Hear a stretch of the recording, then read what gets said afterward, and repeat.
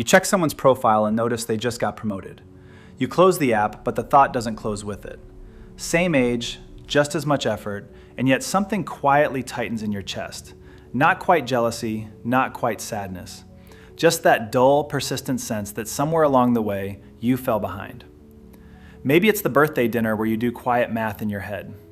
Maybe it hits at 2 a.m. for no reason at all. No trigger, just that feeling. Here's what's strange about it.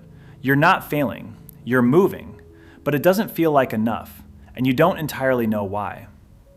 Before anything else, you are not behind. Not because that's a comforting thing to say, but because the timeline you're measuring yourself against was never yours to begin with. That feeling wasn't born from evidence, it was absorbed, and your brain has been running that old program ever since, comparing your invisible progress to a finish line that was drawn for you before you were old enough to question it. You are not broken. Your brain is doing exactly what it learned to do. Here's where it starts. The adults around you, parents, teachers, relatives, had timelines. A quiet architecture of when things should happen.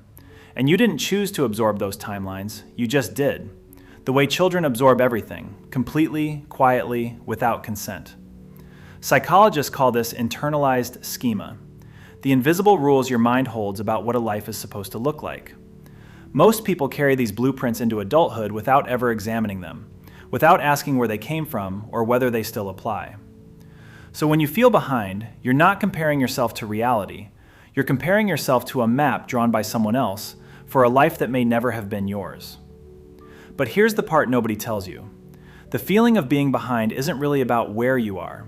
It's about the gap between where you are and where you believed you were supposed to be. And that gap lives entirely in the mind. Two people can have identical lives. One feels ahead, the other feels hopelessly behind, because they started with different maps. Which means the suffering isn't coming from your life.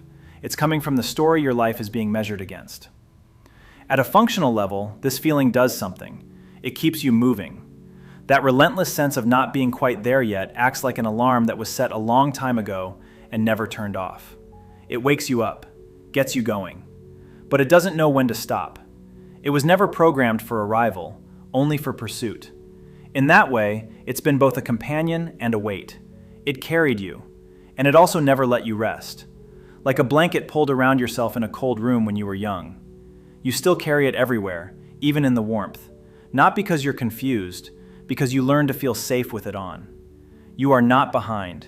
You are a person who was handed a timeline before you were old enough to question it, who grew up in a world that turned comparison into constant background noise, and who has been quietly trying to keep up with a race you never agreed to enter.